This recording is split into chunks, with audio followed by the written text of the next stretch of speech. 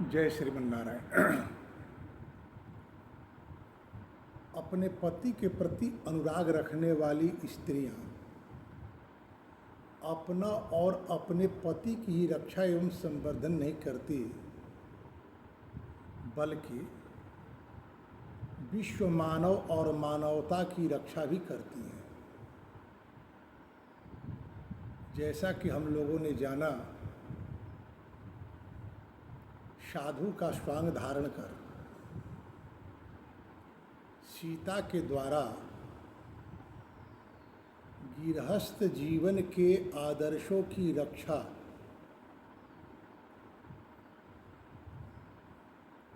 करते हुए उस साधु वेश में आए हुए रावण का अभ्यागत आतिथ्य करना उस मृग के कारण उत्पन्न विस्मय के फलस्वरूप थोड़ी सी मर्यादा का व्यतिक्रम सीता के जीवन पर भारी पड़ा। श्रेष्ठ चरित्र और श्रेष्ठ कुल के साथ जन्म लेने वाले प्राणियों का कर्तव्य कुछ अधिक होता है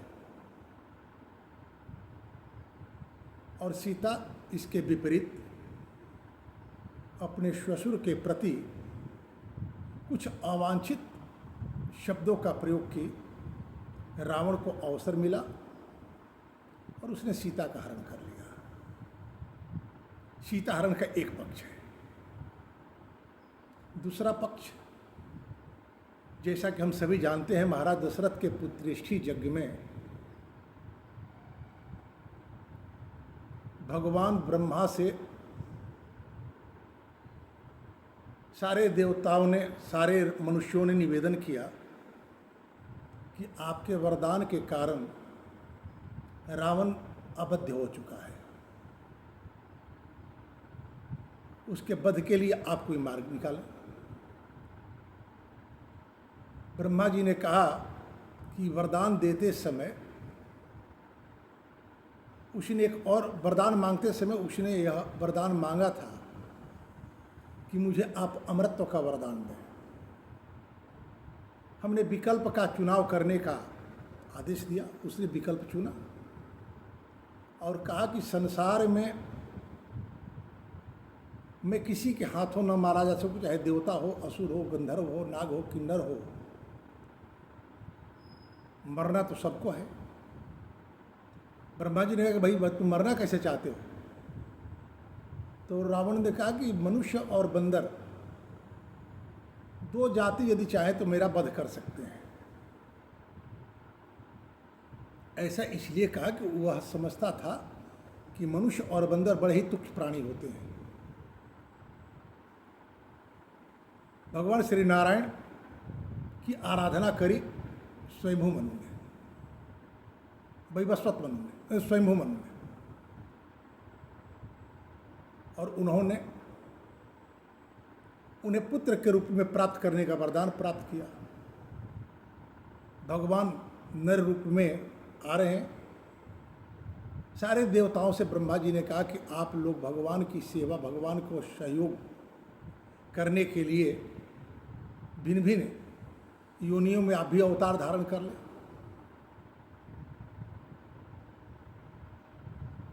भगवान का अवतार हुआ। इधर वेदवती ने रावण के द्वारा अपमानित होने पर जो प्रतिज्ञा ली कि तुम्हारे वध के लिए मैं अवतार धारण करूंगी, ये सारे अवतार हैं। विस्मय का एक अर्थ हमने आपको बतलाया था कि किसी भी लोक वस्तु के प्रति लोकोत्तर दृष्टि का होना भी विस्मय का लक्षण है। महर्षि अगस्त के आश्रम में जब भगवती सीता ने महर्षि अगस्त के द्वारा राम से कहते हुए यह बात सुनी कि राम, यहाँ मेरे आश्रम में रहने से आपके वन आगमन का उद्देश्य पूर्ण नहीं होगा, क्योंकि कोई राक्षस हमारे आश्रम के आसपास भी नहीं आता। सीता को अब जानना शेष नहीं रहा कि राम के वन आने का मूल उद्देश्य क्या है। और अनुव्रता थी, अनुरागिनी थी, तो राम के संकल्प को पूर्ण करने के लिए उन्होंने सारी योजना बनाई। माया मृग ने विस्मय उत्पन्न किया, उसके प्रति लोकोत्तर दृष्टि क्या होती है सीता को समझ में आई। भगवान राम और सीता दोनों एक संकल्प के साथ चल रहे थे।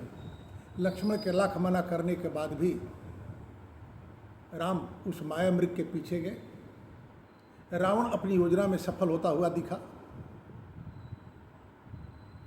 क्योंकि खर और दूषण के मारे जाने के बाद वह विचार करने लगा कि खर दूषण जैसे मेरे समान बलशाली को मारने में भगवान को छोड़कर कोई दूसरा समर्थ नहीं है। अनरण्य के अशाप स्मरण आया। भगवती सीता जब वेदवती के बाद अवतार धारण करी, कमल पत्र पर लेकर गया, वहाँ के लंका के सामुद्रिक शास्त्रवेत्ताओं ने जो बात कही वो सारे बातें स्मरण हो आई और योजना बनाया कि हमारी जो प्रवृत्ति है भगवान की भक्ति मैं कर नहीं सकता, तो एकमात्र मार्ग यही है कि भगवान के साथ बैर किया जाए। स्त्रियां सदा और सर्वदा रक्षणीय होती हैं। एक पुरुष का कर्तव्य होता है कि अपने पत्नी के गौरव की रक्षा करने के लिए वह सब कुछ करे। रावण अपनी योजना के अनुसार सीता का हरण किया और लंका ले गया। सीता को किसी प्रकार की असुविधा न हो ऐसी उसने व्यवस्था करी,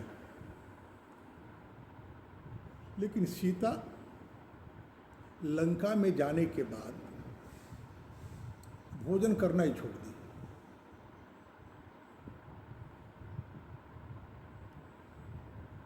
यह बात ब्रह्मा को समझ में आई और इंद्रादिकों को बुलाकर ब्रह्मा जी ने कहा, प्रवेशितायाम सीतायाम लंकाम प्रति पितामह तदा प्रोवाच देवेंद्रम परितुष्टम शतक्रतुम प्राण यात्रा अकुर्वाणा प्राणास्त्यक्ष्यस्त्य संशयम सभूय संशयो जात सीताया प्राण संशय। ब्रह्मा जी ने कहा कि हम लोगों की योजना के अनुसार, हम लोगों की इच्छा के अनुसार सीता रावण के द्वारा लंका तक पहुंचा दी गई, लेकिन वो तो भोजन ही नहीं करती है। प्राण यात्रा, भोजन किस लिए किया जाता है? जीवन रक्षा के लिए। लेकिन आज जीवन रक्षा के लिए भोजन करने के बदले लोग अपनी स्वाद प्रियता के लिए भोजन करते हैं।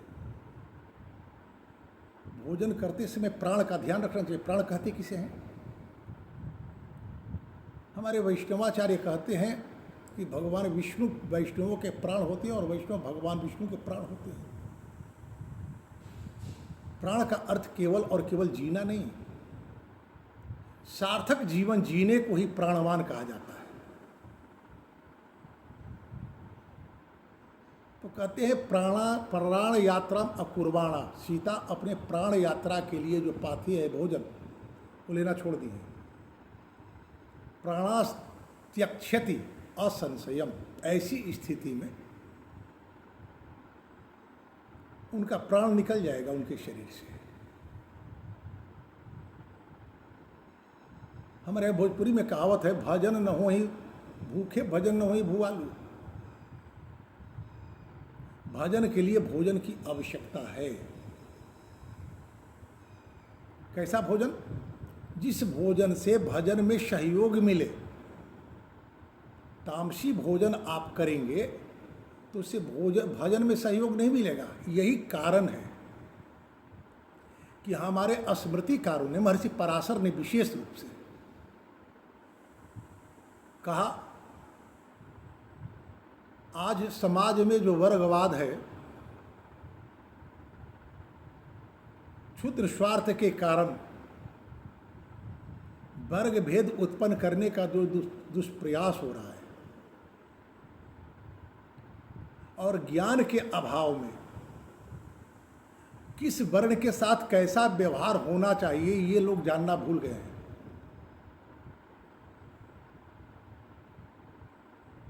भारत जब गुलाम हुआ किसी कारण से, तो भारत के भीतर की एक सामाजिक समरसता को समाप्त करने के लिए भारत पर तब शासन करने वाले आक्रांताओं ने भारतीय समाज के वैज्ञानिक और सहयोगी वर्ण व्यवस्था में एक दरार डालने का प्रयास किया,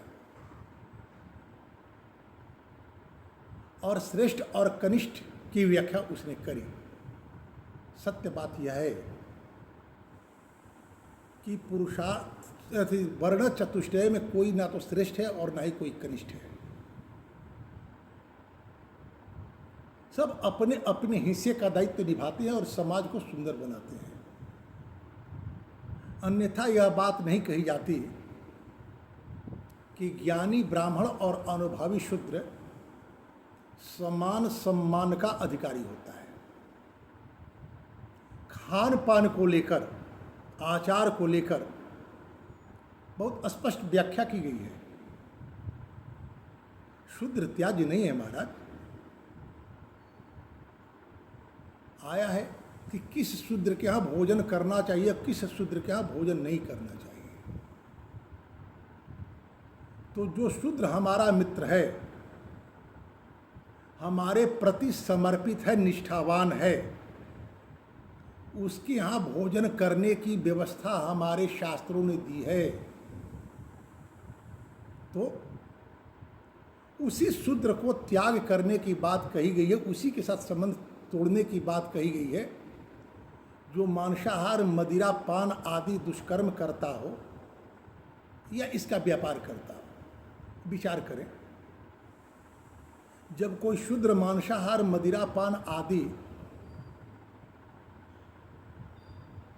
करे और व्यापार करे, उसका यदि त्याग करने की व्यवस्था शास्त्र दी है, तो क्या मांसाहार, मदिरापान, वेश्यागमन करें और उसका व्यापार करें, उनके साथ संबंध रखा जाना चाहिए? इसका स्वाभाविक उत्तर होगा कि नहीं। हमारे यहाँ केवल जन्म के आधार पर कोई श्रेष्ठ और कोई कनिष्ठ नहीं होता, बल्कि अपने अपने स्वाभाविक आचार और कर्मों का परित्याग करने वाला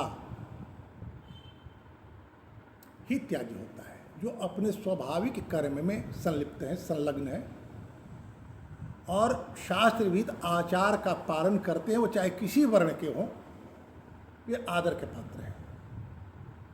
ध्यान रखना, सबके यहाँ भोजन नहीं करना चाहिए, क्योंकि भोजन से प्राण की रक्षा होती है। प्राण अर्थात विष्णु भगवान, तो उसी के घर का भोजन करना चाहिए जिसके संस्कार के बारे में हम जानते हैं। तो रावण का परिचय तो अब सीता के लिए छुपा हुआ नहीं है, वो स्वंग धारण करता है। आदर प्राप्त करने के लिए वो ब्राह्मण का वेश धारण करता है, और जैसे वह आदर प्राप्त करता है तो अपने स्वाभाविक उद्देश्य की ओर आगे बढ़ता है। तो सीता इस रावण के पाकशाला के बने हुए भोजन को स्वीकार नहीं कर रही, और इनकी रक्षा बहुत आवश्यक है। समाज का यह दायित्व होता है कि समाज के लिए जिनकी आवश्यकता है उनकी रक्षा हर स्थिति में होनी चाहिए। इंद्र को इन्होंने कहा कि आप दिव्य पायस जाकर के भगवती सीता को भोजन करा दे, जिसे हजारों वर्ष तक उन्हें भूख की अनुभूति नहीं होगी। भूख की अनुभूति नहीं होगी तो जीवन धारण की रहेंगी, अपने प्राण की रक्षा कर पाएंगी, तभी राम रावण युद्ध होगा। ब्रह्मा जी के कहने पर देवराज इंद्र दिव्य पायस लेकर अशोक वाटिका में प्रवेश किए लंका के। रावण के छद्म व्यवहार और स्वांग सीता के मन में एक संदेह का बीजारोपण कर दिया। अब सीता किसी पर सहज विश्वास करने के लिए तैयार नहीं है। यही होना चाहिए। किसी भी स्त्री, विवाहित हो या अविवाहित, सामने वाले पर सहज विश्वास कर आत्मीयता नहीं बढ़ानी चाहिए, बल्कि अपने परिवार के लोगों के द्वारा जिनकी आत्मीयता का परिचय प्राप्त है, उस आत्मीयता की परीक्षा करने के बाद भी ही स्त्रियों को किसी पर विश्वास करना चाहिए। तो रावण इंद्र जाकर के देवी सीता से कहते हैं कि मैं ब्रह्मा के द्वारा भेजा गया हूँ, राम लक्ष्मण आपका अन्वेषण कर रहे हैं, राम और लक्ष्मण के आने तक आपका जीवित रहना आवश्यक है, इस दिव्य पायस का आप पान कर लें। इंद्र के ऐसा कहने पर सीता क्या कहती, एवं मुक्त्वा तु देवेंद्रम उवाच परिशंकिता, कथम जानामि देवेंद्रम त्वाम इहस्य सचिपति। आप जो अपने आप को इंद्र बता रहे हैं और यहाँ आए हैं, तो आप सचिपति इंद्र ही हैं, इसका प्रमाण क्या है? आपको परीक्षा देनी होगी। कैसी परीक्षा देंगे आप? तो देवलिंगानि दृष्टानि राम लक्ष्मण सन्निधौ तानि दर्शय देवेंद्र यदि त्वं देवराट स्वयं। यदि आप देवताओं के राजा हैं तो मैं अपने राम लक्ष्मण के साथ रहती हुई जो देवताओं के लक्षणों को मैं जानी हूँ, उन लक्षणों को आप प्रकट कीजिए। देवेंद्र सीता को संतुष्ट करने के लिए अपने लक्षणों के साथ प्रकट हुए। भगवती सीता उनके हाथों से दिव्य पायस लेकर अपने मन में ही भगवान श्री राम और लक्ष्मण को निवेदित करी। उसके बाद दिव्य पायस का भोजन करी, फिर तो उनके भीतर से भूख जाता रहा। शेष चर्चा अगले वीडियो में। इस चैनल को सब्सक्राइब करें, लाइक करें, शेयर करें, ताकि मेरा उत्साहवर्धन हो और अधिक से अधिक लोगों को इसका लाभ मिल सके। जय श्रीमन नारायण। धन्यवाद।